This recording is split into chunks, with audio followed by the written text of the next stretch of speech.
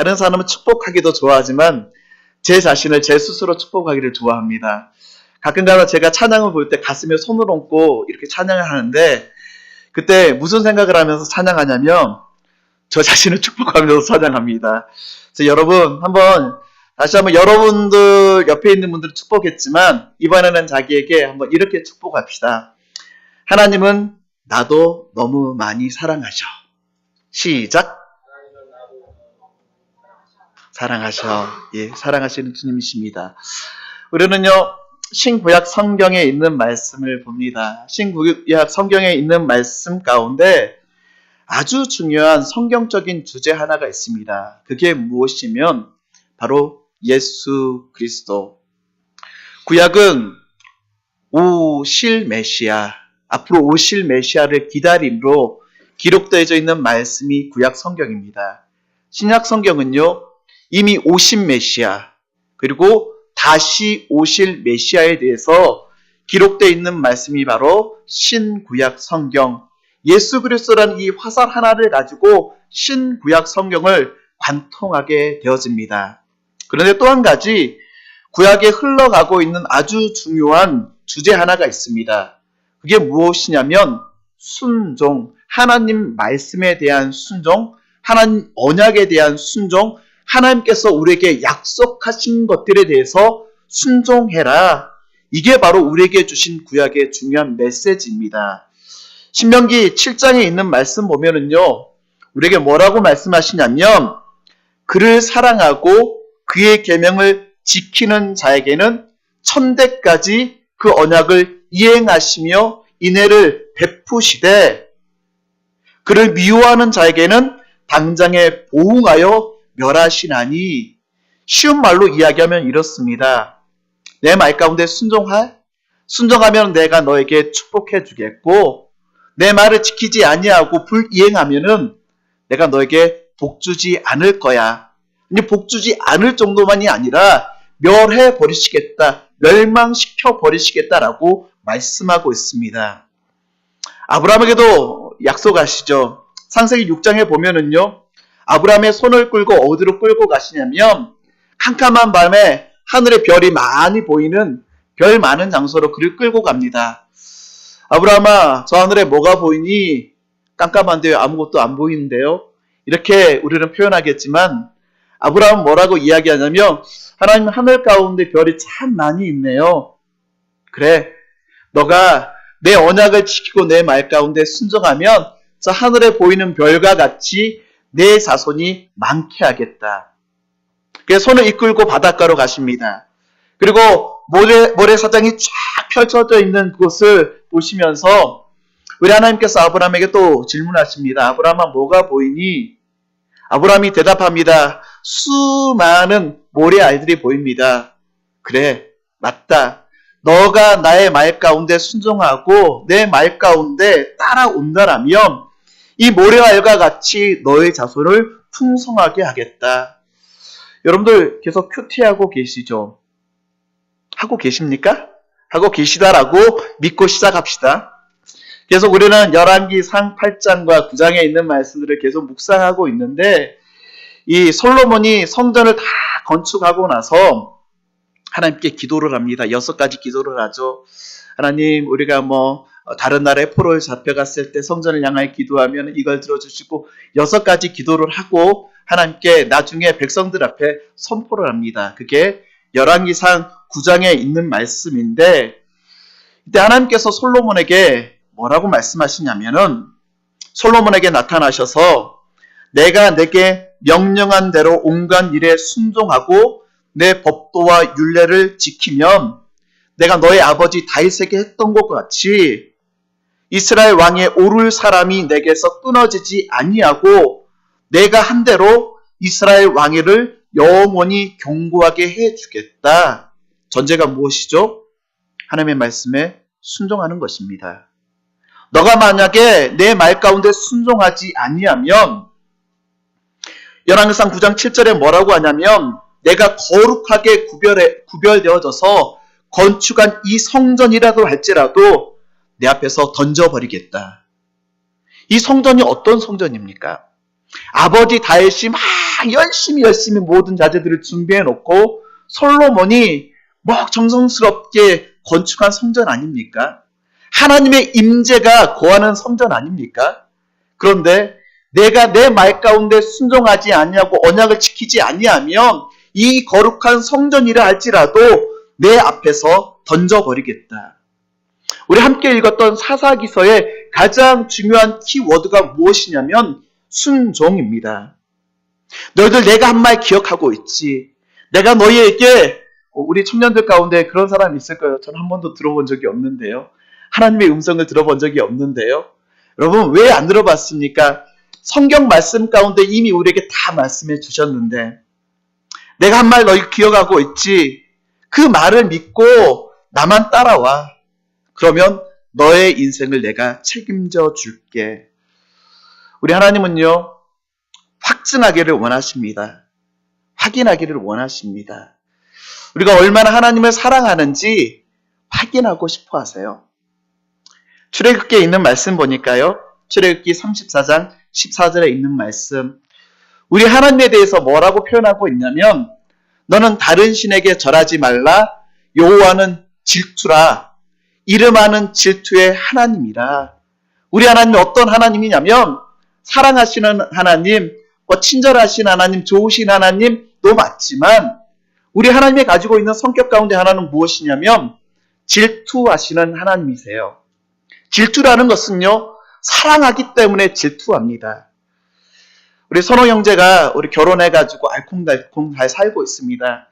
근데 희진 자매에 대해서 제가 그렇게 질투하지를 않아요. 둘이 막 만나가지고 손도 만지고 둘이 하는 거 껴안기도 하고 이렇게 해도 제가 절대 질투하지 않습니다. 왜냐하면 선원 형제보다 희진 자매를 제가 더 사랑하지 않기 때문이죠. 사랑하면 문제가 있습니다. 근데 질투하는 이유는 뭐냐면 제가 너무 사랑하기 때문에 질투하는 겁니다. 우리 하나님은요. 우리를 너무너무 사랑하십니다. 너무너무 사랑하셔가지고 우리의 사랑을 확증하고 싶어 하세요. 확인하고 싶어 하세요.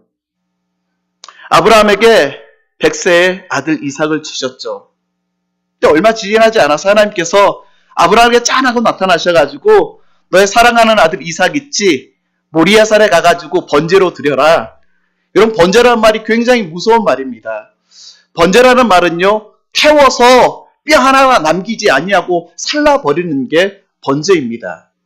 100세에 낳은 너무너무 사랑하는 그 아들을 끌어다가 번제로 바치라니 하나님 주실 때는 언제고 왜 가지고 가십니까? 라고 입이 대빨 나와가지고 이렇게 할 것인데 아브라함은 순종합니다. 이 아들을 데리고 모리아산으로 데리고 갑니다. 그 아들을 자묘하였을 때 창세기 22장 12절에 있는 말씀 보니까요. 하나님께서 아브라함 보고 뭐라고 말씀하시냐면 내가 이제야 내가 하나님을 경외하는 줄을 아노라. 내가 이제야 나를 사랑하는 줄을 아노라. 여러분 생각해 보십시오. 우리 하나님은요 모든 것을 다 아시는 하나님이십니다.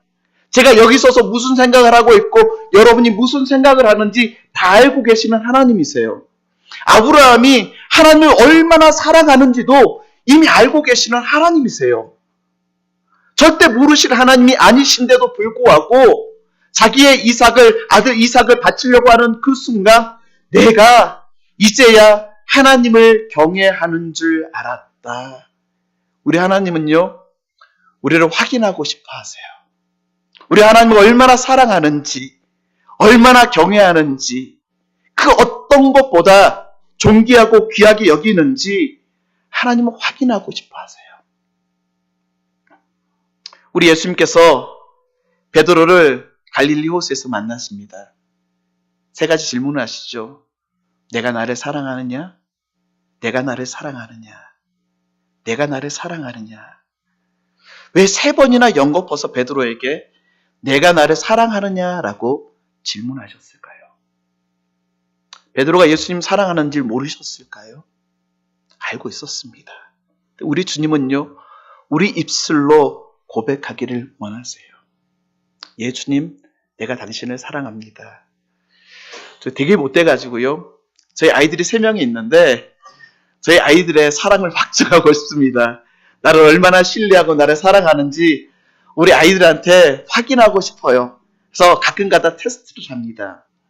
우리 교제하고 있는 지체들은요, 우리 자매들이 아니죠. 양다리니까. 자매와 교제하다 보면 진땀 나는 경우가 종종 있습니다. 교제하는 자매가 질문합니다. 자기야, 나 뭐 바뀐 거 없어? 라고 하면서 질문하죠. 우리 형제들은 진땀이 쫙 납니다. 제가 뭘 바뀌었을까? 힌트라도 주면 좋을 건데 힌트도 안 줍니다. 자기야, 나 뭐 바뀐 것 없어? 라고 하면서 되게 귀여운 말투를 가지고 갑니다. 막 머리가 굴러가는 소리가 들려요. 돌돌돌돌 하면서 머리가 굴러가면서 도대체 제가 뭘 바뀌었을까? 그러면서 머리라고 그냥 한마디 탁 던지죠. 그럼 좀 더 구체적으로 이야기해봐. 예전하고 지금하고 뭐가 바뀌었어? 땀이 찌르륵 납니다. 다행히 맞추면 너무 좋은데 맞추지 못하면 어떻게 됩니까? 난 이유를 모르겠어요. 왜 삐진지 모르겠어요. 왜 삐졌는지 모르겠는데 내가 당신한테 있어서 너한테 있어서 그 정도 존재밖에 되지 않아 라고 해가지고 삐집니다. 제가 저희 아내와 10년을 살고 있지만 아직도 제 아내의 마음을 잘 모르겠어요. 물론 저 아내도 저에 대해서 잘 모르겠죠. 왜 자매들이 나 뭐 바뀐 것 없어? 라고 이야기하는 이유가 무엇입니까? 나한테 관심 가져달라는 것이죠. 내가 뭘 바뀌었는지 간에 나한테 좀 관심 좀 가져줘봐. 인정받고 싶어. 당신이 나를 얼마나 사랑하는지 확인하고 싶어. 그 마음입니다. 가끔 가다가 저희 아이들을 테스트를 해보는데요. 막내 아이, 다른 아이들이 크니까 무거워서 못하지만 막내 아이를 그 높은 식탁에 올려놓고 자, 아빠한테 뛰어봐 라고 하면 펄쩍 뜁니다. 단 한순간도 주저함이 없이 펄쩍 뜁니다. 아빠의 품에 확 안겨요. 한 걸음 뒤로 물러납니다.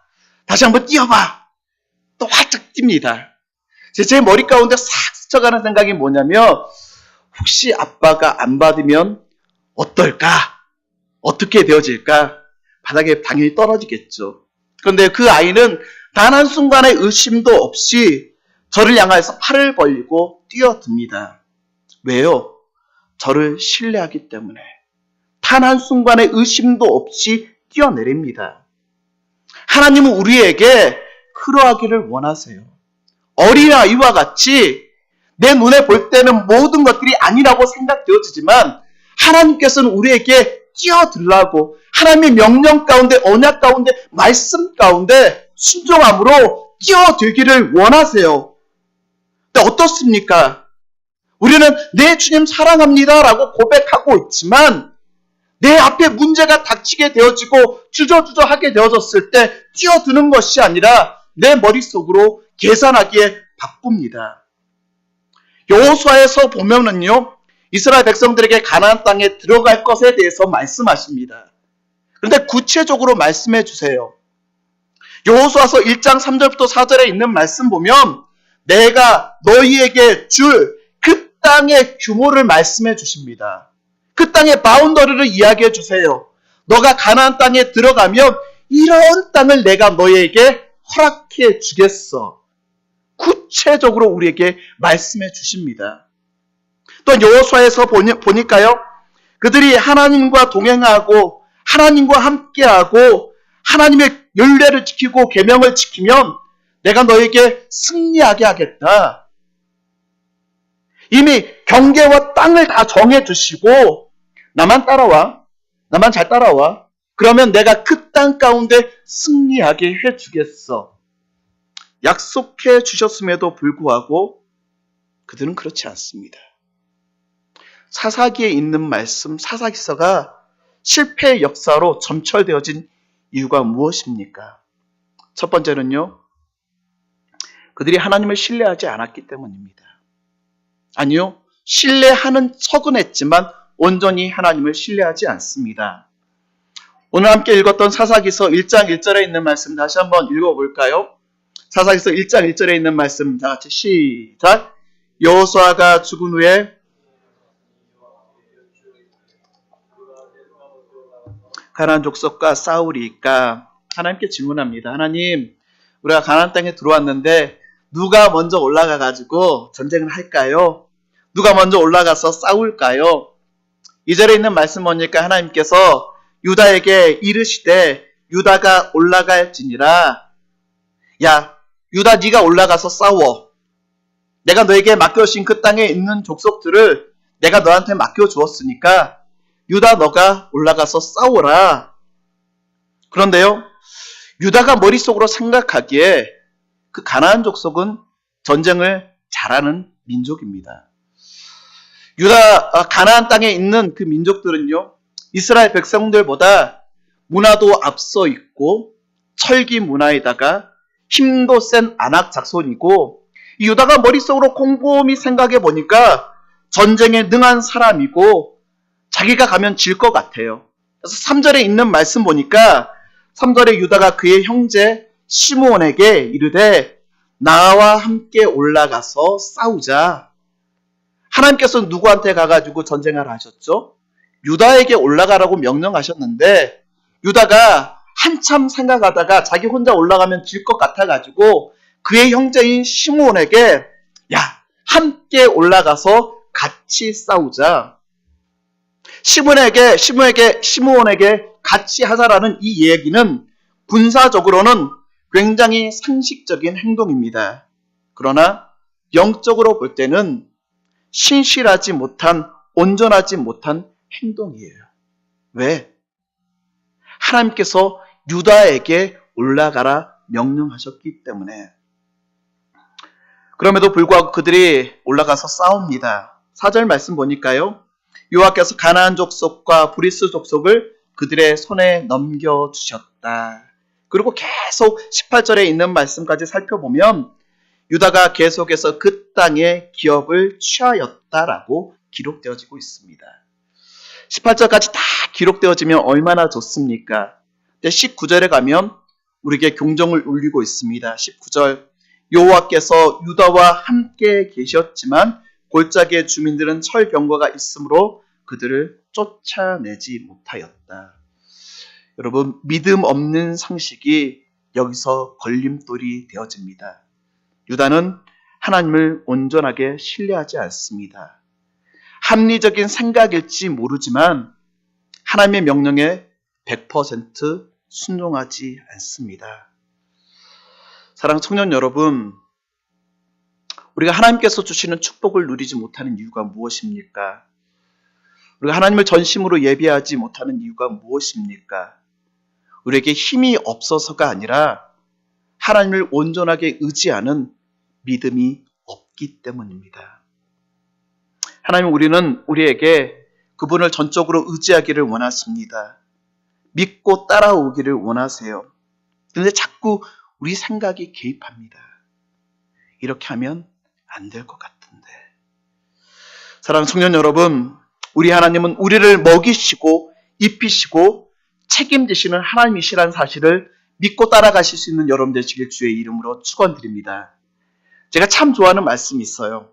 마태복음 6장에 있는 말씀인데요. 6장 26절부터 33절에 있는 말씀, 공중의 새를 보라, 심지도 않고 거두지도 아니하는데 하나님께서 그 하늘에 날아다니는 새도 길러주신다. 어찌하여 염려하느냐? 28절, 들의 백합화를 보라. 어떻게 자라는가 생각하여 보라. 수고도 아니하고 길쌈도 아니하는데 솔로몬의 영광이 이 꽃보다도 못할 정도로 하나님께서 먹여주시고 입혀주신다. 오늘 있다가 내일 안구기에 던져지는 들풀을 보라. 하나님께서 그들을 먹여주시고 입혀주시는데 그것을 신뢰하지 못하는 자들에 대해서 뭐라고 말씀하시냐면 30절 한번 띄워주십시오. 30절에 있는 말씀, 마태복음 6장 30절에 있는 말씀. 자, 함께 보겠습니다. 시작. 오늘 있다가 내일 아궁이에 던져지는 들풀도 하나님이 이렇게 입히시거든 하물며 너희일까 보냐. 믿음이 작은 자들아, 신뢰하지 못하고 의심하는 자에 대해서 뭐라고 말씀하시냐면, 그래 좀 믿어봐라고 이야기하시는 것이 아니라 그런 우리를 바라보시면서 믿음 없는 자라라고 말씀하십니다. 사랑하는 청년 여러분, 저는요, 여러분이 믿음 없는 사람이 되지 않았으면 좋겠습니다. 하나님께서 내가 보기에는 모든 것이 안 될 것처럼 보여지지만 하나님께서 내 인생을 주장하여 주시면 늙지 못함이 없습니다라고 담대하게 고백하며 따라가는 여러분 되셨으면 좋겠어요. 우리 청년들 가운데요, 많은 고민들이 있죠. 근데 그 많은 고민들을 정리해보면 약 3가지로 정리할 수 있습니다. 한 가지는 미래에 대한 불투명성입니다. 내 미래가 어떻게 되어질까? 안개와 같이 내 앞길이 보이지 않은데 나는 어떻게 하지? 2번째, 내 직장에 대한 문제입니다. 나 뭐 먹고 살아야 돼? 어떤 거 먹고 살아야 돼? 내가 이거 하면은 잘 살 수 있을까? 직장의 문제입니다. 3번째 문제, 우리 형제 자매들에게 가장 중요한 문제이죠. 결혼에 대한 문제입니다. 우리 형제들하고 같이 이야기하다 보면은요, 굉장히 심각한 이야기를 하다가 시간이 흘러보면 어느 순간 자매들에 대한 이야기로 끝을 맺고 있습니다. 왜 그렇게 끝이 맺죠? 그만큼 관심이 있으니까. 결혼하고 싶고 나는 어떤 자매를 만나게 되어질까? 저도 젊었을 때 고민했던 거고 지금도 고민하면 안 되죠. 지금 고민하면 안 되죠. 지금 고민하면 안 되고 저도 젊었을 때 고민했던 문제입니다. 자매들은요, 드러내고 이야기하지 않지만 내 님은 어디 있을까? 나는 어떤 남편을 만나게 되어질까? 미래에 대한 부분들, 직장에 대한 부분들, 결혼에 대한 부분들. 사랑하는 청년 여러분, 내 눈에 보여지지 않고 나는 안 될 것처럼 보여지지만 하나님의 말씀을 의지하십시오. 2번째, 왜 사사기가 실패로 점철되어진 역사입니까? 못하는 것인가, 안 하는 것인가? 19절에 있는 말씀 보니까요, 여호와께서 유다와 함께 계셨으므로 그가 산지 주민을 쫓아내었으나 골짜기에 주민들은 철병거가 있으므로 그들을 쫓아내지 못하였으며, 그들이 뭐라고 하나님께 이야기하냐면, 하나님, 그들은요 아주 힘이 세고요, 철병거를 가지고 있기 때문에 제가 싸워봤자 진 사람입니다. 내가 못하는 일입니다. 할 수 없는 일입니다. 그 땅에 있는 사람을 쫓아내는 것은 내 능력 밖의 일입니다. 라고 고백합니다. 그런데 하나님은 그들을 가르쳐서 뭐라고 말씀하시냐면, 사사기서 2장 2절에 있는 말씀, 너희는 이 땅의 주민과 언약을 맺지 말며 그들의 제단을 헐락하였거늘 너희가 내 목소리를 듣지 아니하였으니, 이스라엘 백성들은 뭐라고 이야기하냐면 내가 못하는 겁니다. 내 능력 밖의 일입니다. 나는 최선을 다했습니다. 할 수 없어요 라고 하면서 내가 못하는 것들에 대해서 이야기하고 있는데, 하나님은 이스라엘 백성들을 가르쳐서 뭐라고 이야기하시냐면 너희가 안 하는 것이다. 안 하고 있는 것이야. 이스라엘 백성은 못한다라고 이야기하고 있지만 하나님이 바라볼 때는 그들에 대해서 하지 않는 것이라고 대답하고 계세요. 이스라엘 사람들의 의견을 한번 들어볼까요? 19절에 있는 말씀 보니까요, 평지에 있는 사람을 쫓아내지 못하는 이유가 뭐라고 했습니까? 그들은 철병거를 가지고 있었다. 생각해 보십시오. 이스라엘 백성들은 40년 동안 광야에서 방황했던 사람들입니다. 그들이 무기를 가지고 있어봤자 어떤 무기를 가지고 있을까요? 기껏 칼을 가지고 있다 하더라도 철로 만든 것이 아니라 청동으로 만들어진, 한번 쨍 하고 부딪히면 무뎌져 버리는 그런 청동으로 만든 칼을 다 갖고 있었던 것도 아니요, 아마 리더자인 앞에 서 있는 몇몇 사람만 가지고 있었을 거예요. 그들이 가지고 있는 무기라고 뭘 할 수 있겠습니까? 뭐 꽃게기, 삽, 농기구 쓰는 그런 것들밖에 없었을 거예요. 근데 그 평지에 사는 사람들은 뭘 가지고 있었어요? 철병거를 가지고 있었다. 지금으로 이야기하면요, 소총으로 땅땅 쏘는 사람하고 탱크로 전쟁을 하는 사람들과 맞붙는 것과 같습니다. 또한 그들은 좋은 위치에 있었습니다. 21절에 있는 말씀 보니까 여부수 사람에 대해서 이야기하면서 여부수 족속이 베냐민 자손과 함께 오늘까지 예루살렘에 거주하니라. 여부수 사람은 예루살렘에 살고 있었기 때문에 나는 그들을 쫓아내지 못했습니다. 사실 예루살렘은요, 굉장히 지형학적으로 요새였습니다. 함부로 전쟁하는 사람들이 올라가서 탈취할 수 없는 천연의 요새였어요. 그래서 언제 이 예루살렘을 탈환하게 되어지면, 정복하게 되냐면 사사 시대가 지나고 사울 왕 시대가 지나고 다윗 왕 시대가 되어서 이 예루살렘 그 지역, 이 여부수 사람들이 통치하고 있는 그 땅을 정복하게 되어집니다. 무슨 말이냐면 그들은 지형학적으로 굉장히 좋은 위치에 있기 때문에 우리가 가봤자 질 상대입니다. 우리가 이길 수 없는 사람들이에요. 또한 그들은 경제적으로 유익됩니다라고 주장하고 있습니다. 사사기 1장 27절과 28절에 있는 말씀 보니까 문에서 사람들이 그 땅에 있는 족속들을 정복하지 못합니다. 근데 나중에 28절에 있는 말씀 보니까 이스라엘이 강성한 후에야 가나안 족속에서 노역을 시켰고 다 쫓아내지 아니하였더라. 이스라엘 사람들이 생각한 겁니다. 이 사람을 정복할 수 있는 힘이 생겼어요. 쫓아내면 되잖아요. 근데 머릿속으로 생각해 보니까 이 사람들을 데려다가 노역을 시키면, 일을 시키면 얼마나 좋아. 내가 수고하지 않아도 그 사람들을 시켜가지고 농가 밭을 기경시키고 내가 들어야 될 무거운 물건 같은 것들을 그들을 시켜서 물건을 들게 하면 얼마나 생산력적으로 좋습니까? 그들이 생각해 보니까 우리에게 있어서 경제적으로 유익을 줄 수 있는 그런 사람들이라고 생각이 되어지고 경제적으로 타당성이 있고 수고가 덜 든다는 것입니다. 그들이 가지고 있는 편의로운 생각이 순종을 이깁니다. 33절에도 마찬가지입니다. 납달리 사람들도요, 그들에게 노역하였더라. 경제적인 이익들이 창출되어지는데, 경제적인 유익들이 있는데 왜 그 사람들을 다 쫓아내야 됩니까? 진멸해야 됩니까? 사랑하는 청년 여러분, 여러분에게 질문합니다. 여러분은 못하는 것입니까? 안 하고 있는 것입니까? 정말 많은 성도들이, 저를 비롯하여서 우리 수많은 성도들이 하나님 앞에 내가 이래서 못하고 저래서 못하고 이래서 내가 도저히 할 수 없는 상황입니다라고 불평할 때가 많이 있습니다. 여러분, 우리 주님은 우리에게 말씀하십니다. 너희가 못하는 것이 아니라 안 하고 있는 것이라고. 사람들이 못해요라고 말을, 불순종을 정당화시키는 세 가지의 범주가 있습니다. 첫째, 용서의 부분이에요. 나는 이것을, 나는 그를, 나는 그녀를 용서하지 못합니다. 하나님은 우리에게 뭐라고 말씀하시죠? 그러한 사람이라 할지라도 용서하라고.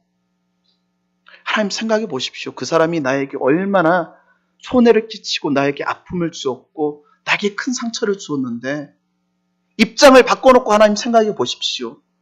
내가 용서할 수 있겠습니까? 용서할 수 없습니다라고 우리는 하나님께 항변합니다. 제가 섬겼던 교회 청년부 가운데 참 심실한 두 명의 남자 형제들이 있었습니다. 이 두 친구는 어릴 때부터 이민 오자마자 가장 먼저 보았던 친구가 이 두 친구들이에요. 둘이 너무너무 친하고 잘 지냈습니다. 세월이 흘러가지고 제가 섬기던 교회 가운데 흘러 들어왔다라고 표현하면 좀 그런다. 이민 오고 이사를 들어왔어요. 근데 어느 날 한 친구가 저에게 찾아옵니다. 목사님, 마음 가운데 너무나 큰 무거운 짐이 있어서 너무너무 답답하고 힘들어서 견딜 수가 없습니다. 왜 그러니? 라고 물어보았더니 너무나 어릴 때부터 친했던 이 친구를 가리키면서 쟤 때문에 너무너무 힘들어요. 왜 그러니? 라고 이야기를 들어보았는데요. 둘이 한 동네에서 자라면서, 미국에 이민을 와가지고 한 동네에서 자라면서 어머니 아버지들끼리 이제 다 친하게 되어지죠. 두 분이 이제 마음이 맞아서 사업을 하기로 두 분이 합의를 봅니다. 그리고 사업을 잘 하다가 한 친구의 어머니가 도망가 버려요. 사기를 친 거죠.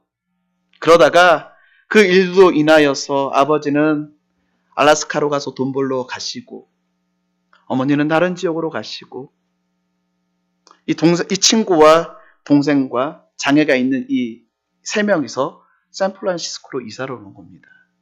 왔는데 딱 하니 그 친구가 교회에서 섬기고 있는 모습을 보면 어떤 생각이 드시겠습니까? 나는 그 친구를 용서할 수 있지만 그 어머니를 생각하면 생각할수록 내 마음 가운데 분노가 일어나고 도저히 견딜 수 없는 마음이 그의 마음 가운데 생기는 거예요.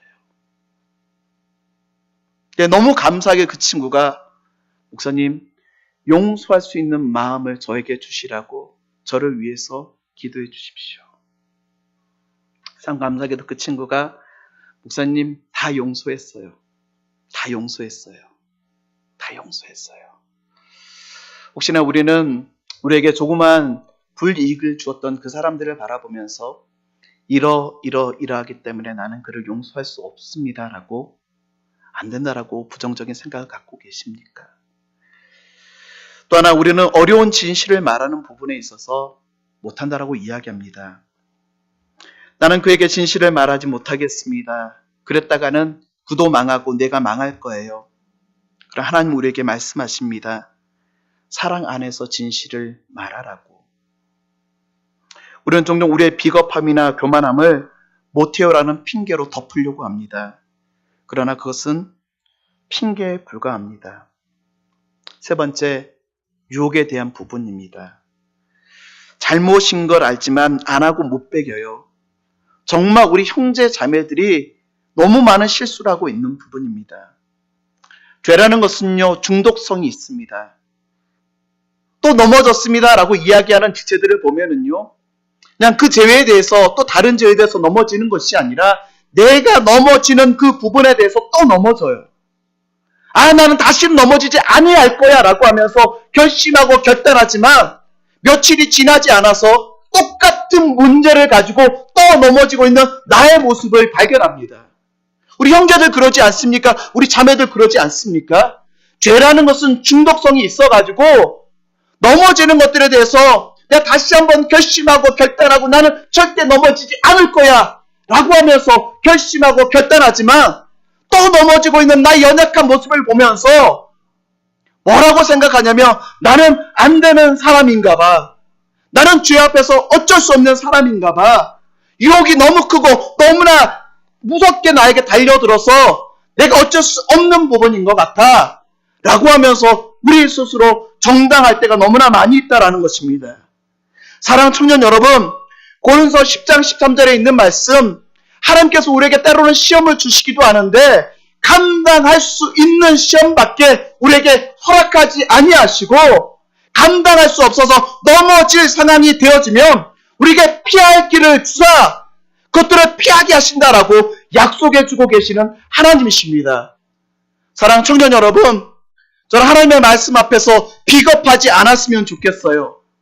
이스라엘 백성들과 같이 하나님의 명령 가운데 내 이성과 생각과 경험 가운데 이해되어지지 아니하고 내 생각 가운데 도저히 안 된다라고 생각하는 그 일들로 인하여 내가 못합니다라고 이야기하는 것이 아니라 하나님, 내가 당신의 말씀 가운데 순종하는 자가 되겠습니다. 결단하고 결심하시고 실천하실 수 있는 여러분 되시길 주의 이름으로 축원드립니다. 그들이 그 땅에 있는 가나안 사람들을 정복하지 못함으로 어떤 일이 벌어진지 아십니까? 그 땅에 있는 우상들이 이스라엘 백성들 가운데 몰려들기 시작합니다. 우리 너무나 잘 알고 있는 솔로몬, 이 솔로몬이 1000명의 여자와 결혼하죠. 우리 형제들 가운데 그런 꿈을 갖고 있는 사람이 있을지 모르겠습니다. 나에게도 1000명의 아내가 있으면 얼마나 좋을까. 한 명의 아내도 제대로 감당하지 못하는데 1000명을, 여러분 절대 그런 꿈 꾸지 마십시오. 얼마나 곤란하게 되어지는지. 솔로몬이 1000명의 아내와 1000명의 여자와 결혼합니다. 물론 그 결혼은 정략적인 결혼이에요. 군사적으로, 정치적으로, 경제적으로 정략적인 결혼이었습니다. 근데 그 일들로 인하여 어떤 일이 벌어진지 아십니까? 그 땅과 그 민족 가운데 산당들이 생기고 바알 신들이 들어오고 아세라 신상들이 들어오고 이방에 있는 여자들이 예루살렘으로 이스라엘로 들어오면서 자기가 섬기고 있는 신들 하나를 다 가지고 들어오면 어떻게 되겠습니까? 영적으로 그들이 다 죽어버려요. 이스라엘 백성들이 하나님께서 그 땅을 진멸하고 정복하라라고 했을 때 그들의 생각으로 허용하는 그 순간 그들이 감당할 수 없을 만큼 수많은 우상들이 그들의 마음을 사로잡게 되어지고 그들 스스로를 망하게 하는 결과를 가져옵니다. 하나님 우리를 사랑하십니다. 우리를 아끼십니다. 누구보다 귀하게 여기시는 주님이십니다. 우리를 사랑하시고 귀하게 여기시는 그 주님께서 우리를 내버려 두실까요? 아니요. 내버려 주시는 그 하나님 아니십니다. 우리 청년들이 정말 하나님의 말씀에 순종하고 계명에 순종하고 하나님의 율법에 순종하는 여러분 되시길 주의 이름으로 축원드립니다. 마지막 한 사람을 소개하고 말씀을 마칠까 합니다. 제가 1, 2부 예배를 드리면서요. 되게 고민이 됐어요. 제가 준비했던 이 폴리캅이라는 사람인데 이 폴리캅이라는 사람은요. 사도 요한의 제자로 알려져 있는 사람입니다. 근데 제가 막 고민하고 일주일 동안 이 사람에 대해서 묵상하고 있는데 마지막 설교로 이 사람에 대해서 이야기를 해야 되겠구나. 나눠야 되겠다라고 생각했더니 목사님이 1, 2부 시간에 이 사람에 대해서 얘기를 하시는 거예요. 따라하면 목사님 따라하는 것처럼 보여줄 수 있지 않나? 그건 아니고요. 이 폴리캅이라는 사람은 어떤 사람이냐면 사도 요한의 제자입니다. 네, 안토니우스 피우스 황제라는 사람이 서머나 지역에 10일 동안 기독교인들을 박해합니다. 그들을 잡아다가 굶주린 사자의 먹잇감으로 주고 원형 경기장에 그들의 팔을 자르고 다리를 자르고 화형을 시키고 그들이 잘린 그 팔과 다리에서 흘러나온 그 피로 말미암아 그 원형 경기장이 다 젖어버릴 정도로 피 비린내 나는 그런 상황이 되어져 버립니다. 이때 폴리캅 또한 경기장에 끌려 나오게 되어지는데 너무나 의연하게 나옵니다. 거룩한 모습으로 기쁨이 있는 모습으로 병사들에게 얼마나 당신들 지쳐 있습니까? 내가 당신에게 식탁을 베풀어서 먹을 수 있도록 하겠습니다.